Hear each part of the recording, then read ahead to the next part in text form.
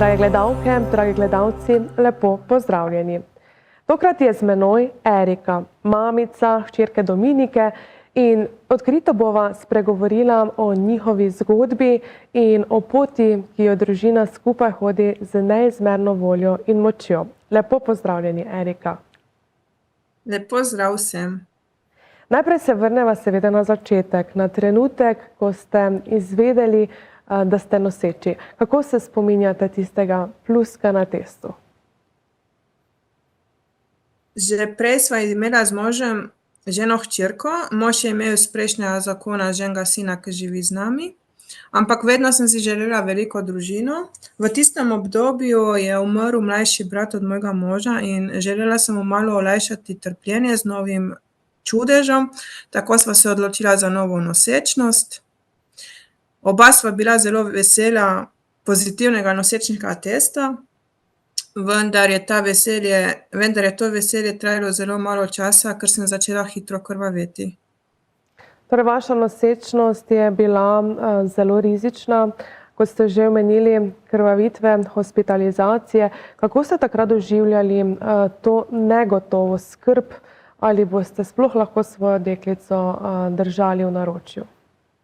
Bilo me je zelo strah, ampak pozitivne besede medicinskih sester ter podpora moje ginekologinje mi je olajšala veliko noči, čeprav sem veliko noči ležala v postelji in razmišljala, če bom sploh kdaj lahko v naročju držala svojo hčerkico. Kakšen pa je bil na to sam porod? Porod je bil načrtovan carski rez v splošni narkozi. Vse se je hitro odvijalo, samo zaupala sem zdravnikom in upala, da bo z mojo hčerkico vse v redu. In kaj so tiste prve besede, prve informacije, ki ste jih dobili, ko ste se zbudili torej iz anestezije?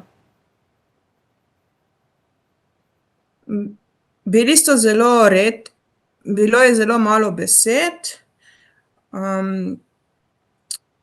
Le zdravnica je prišla do mene, da ima hčerka zelo nizko saturacijo, da bo potrebovala, da jo peljejo v Ljubljano, in to je to. Se pravi, na to namesto tistih brezskrbnih prvih dni, tednov, mesecev, ste praktično vi tako rekoč živeli med bolnišnicami, laboratoriji. Kako je to spremenilo to vaše doživljanje materinstva? Torej, predtem ste že imeli eno hčerko in takrat je bilo to vse popolnoma drugače. Jaz sem si vedno predstavljala materinstvo kot čas spoznavanja novega družinskega člana, čas miru, nežnosti, ampak mi smo pa preživeli večinoma časa med zdravniki.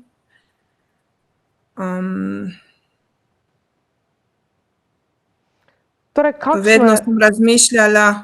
vedno sem razmišljala samo o izvidih, o diagnozah, in vsak dan, ko smo bili lahko doma, je bila nova zmaga. In kakšna je pravzaprav diagnoza, ki je bila Dominiki postavljena? Dominikina diagnoza je agronocitoza, se pravi težka nevtropenija, kar pomeni, da nima belih krvnih celic, nevtrofilcev. Se kdaj zalotite, da mogoče razmišljate, kako bi lahko bilo vse drugače, kako bi doživljali, če bi se Dominika rodila kot zdrav otrok? Ja, predvsem takrat, ko smo z Dominiko dlje časa v bolnišnici, ko že dlje časa nisem videla domačih, takrat ponavadi razmišljam o tem, vendar ko pogledam Dominiko, njeno voljo, njen nasmeh, vem, da je popoldne takšna, kot je, in si ne želim drugače. Zdaj vi imate torej že hčerko, mož ima sina iz prejšnjega zakona. Kako ste njim to pojasnili, predstavili? Kot ste omenili, veliko ste z Dominiko po bolnišnicah in ste tako odsotni.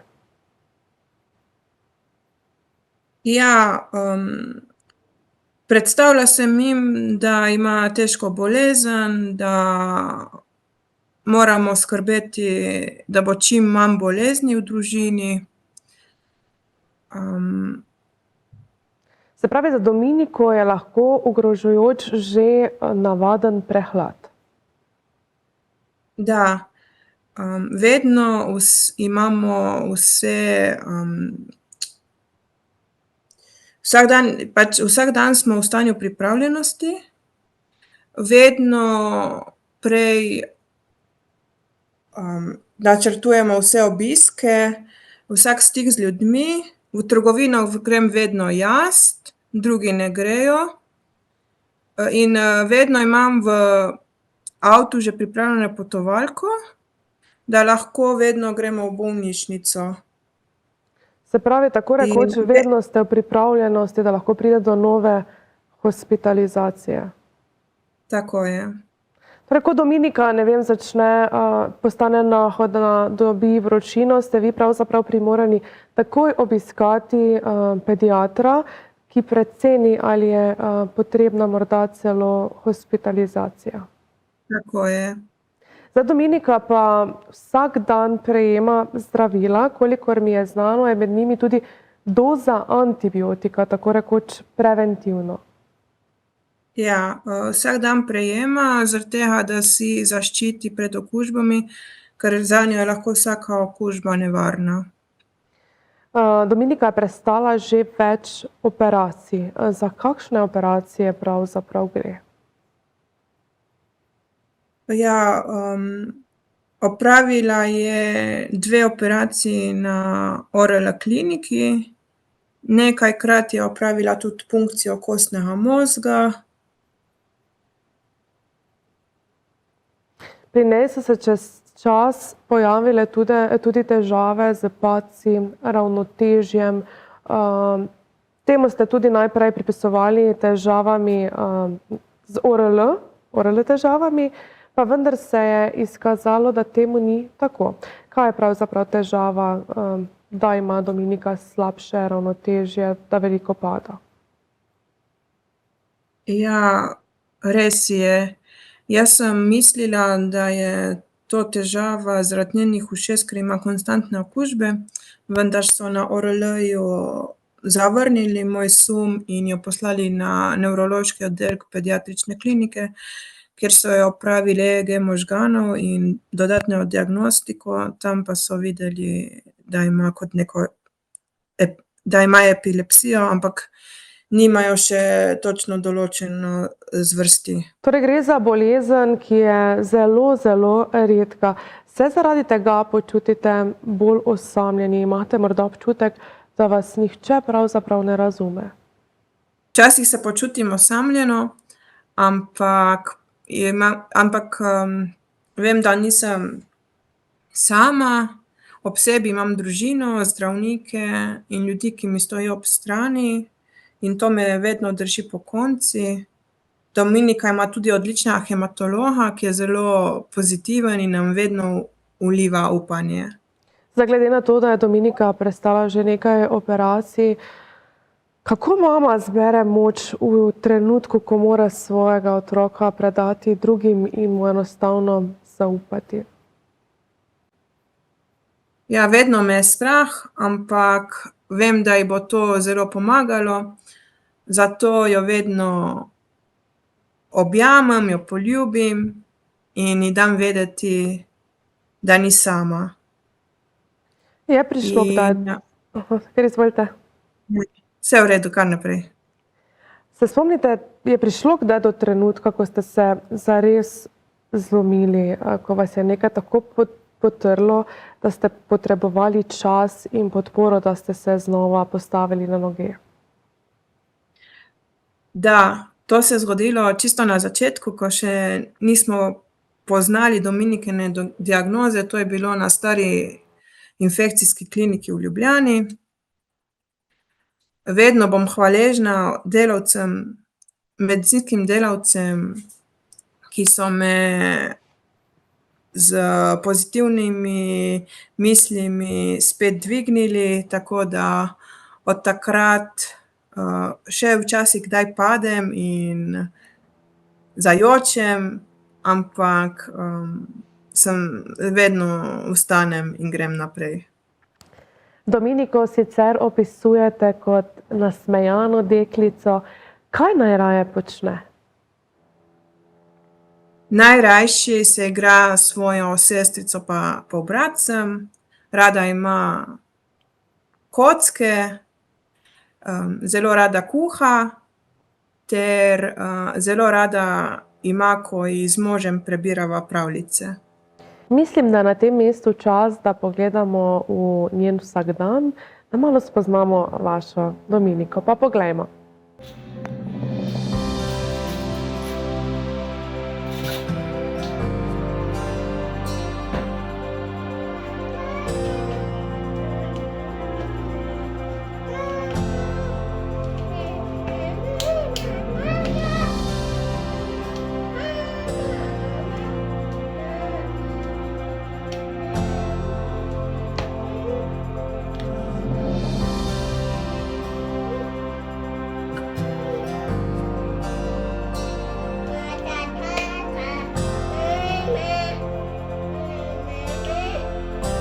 Erika, koliko si stara? Kaj je vas osebno ta pot, ta vaša zgodba naučila o življenju? Je kaj takega, ko verjetno gledate drugače na to, kot ste pred 2 letoma, preden se je rodila Dominika? Ja, ta pot me je naučila, da je življenje krhko, ampak še vedno čudovito. Naučila sem se ceniti majhne stvari, sploh ko pogledam Dominiko, vsak njen nasmeh, pa smeh med igro. Cenim življenje bolj in bolj sem hvaležna za njega. Ste morali zaradi Dominikinega zdravstvenega stanja morda celo prilagoditi svojo zaposlitev? Zdaj večina staršev otrok z redkimi boleznimi nekako mora ostati doma in ves čas nameniti svojemu otroku. Da, zaradi Dominike sem ostala doma. Že pred njenim rojstvom sem bila nekaj časa brezposelna, zato sem se odločila, da bom ves čas posvetila njej pa družini. Tako da tudi v bolnišnico grem vedno jaz z njo, mož pa doma poskrbi za ostale 2 otroka.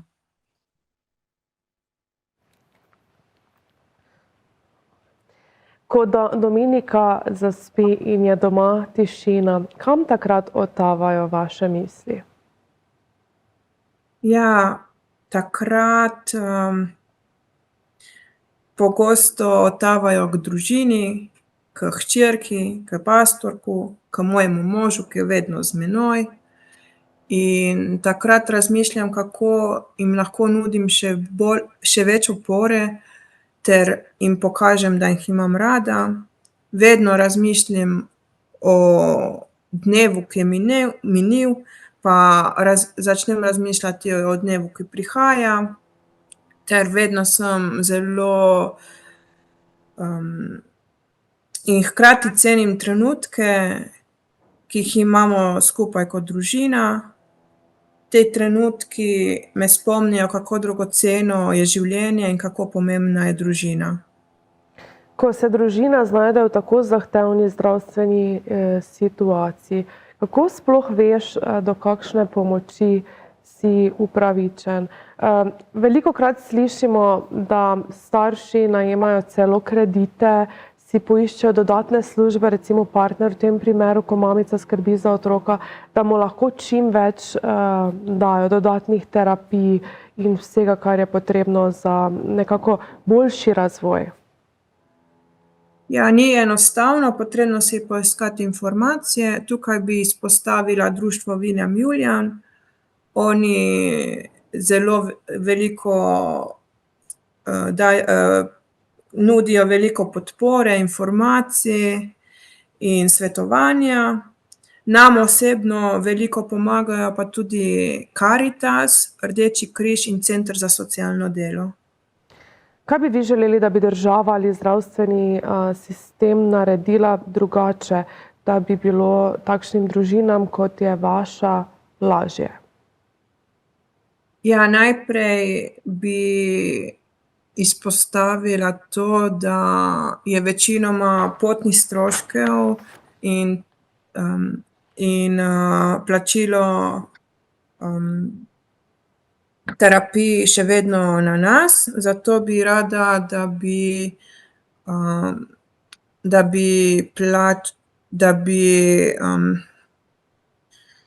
bi pač država ali pa zdravstveni sistem družinam otrok z redkimi boleznimi omogočil povračilo vseh potnih stroškov.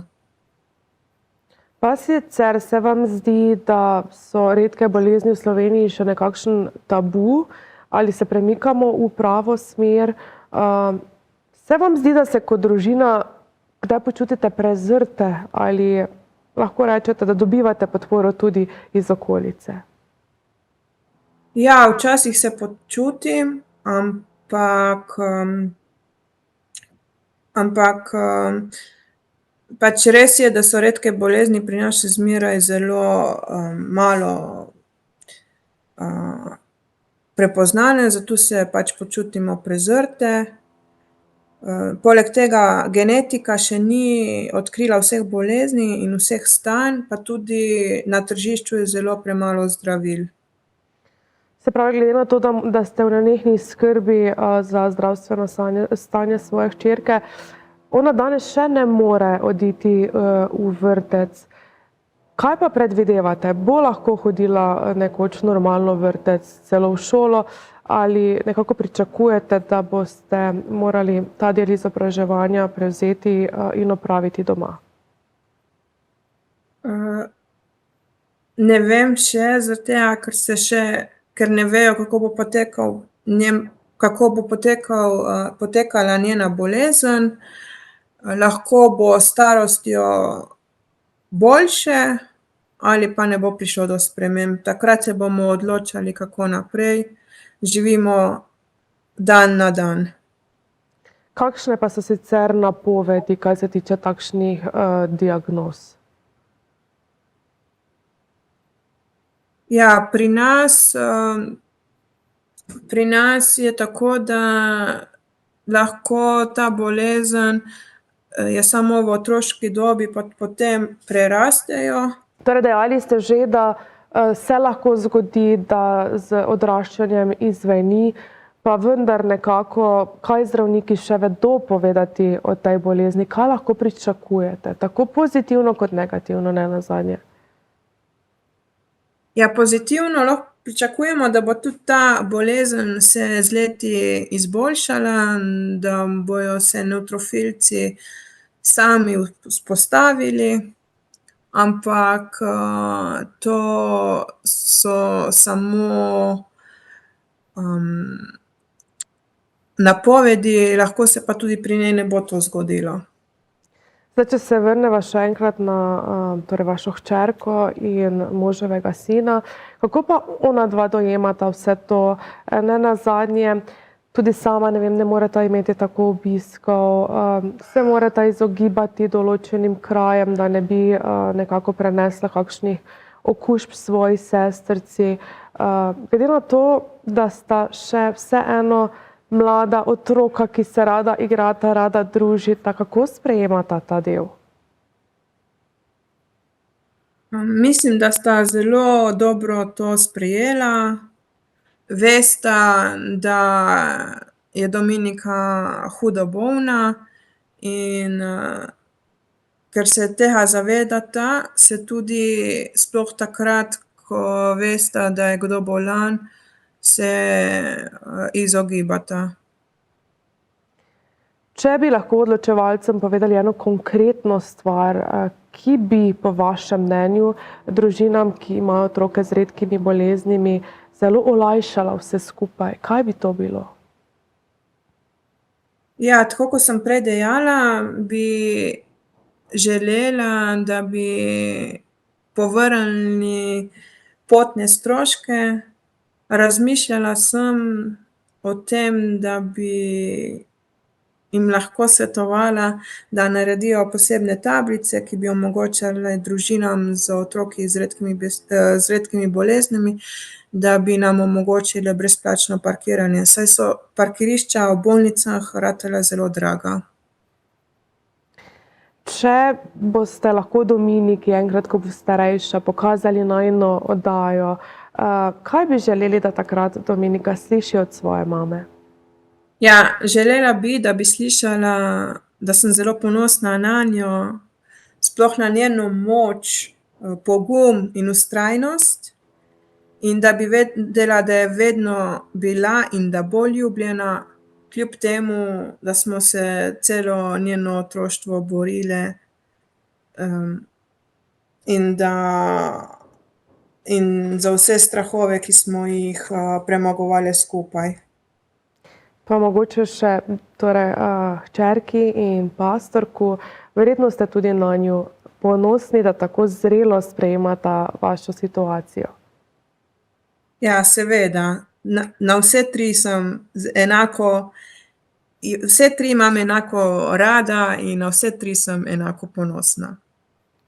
Erika, kaj naj rečem, najlepša hvala, ker ste bili moja gostja, spregovorili o vaši zgodbi, tako da se bo zagotovo kdo zavedal, da ni sam, da so družine, ki delijo podobne skrbi. In kaj naj rečem, želim vam vso srečo, veliko, veliko zdravja. Najlepša hvala.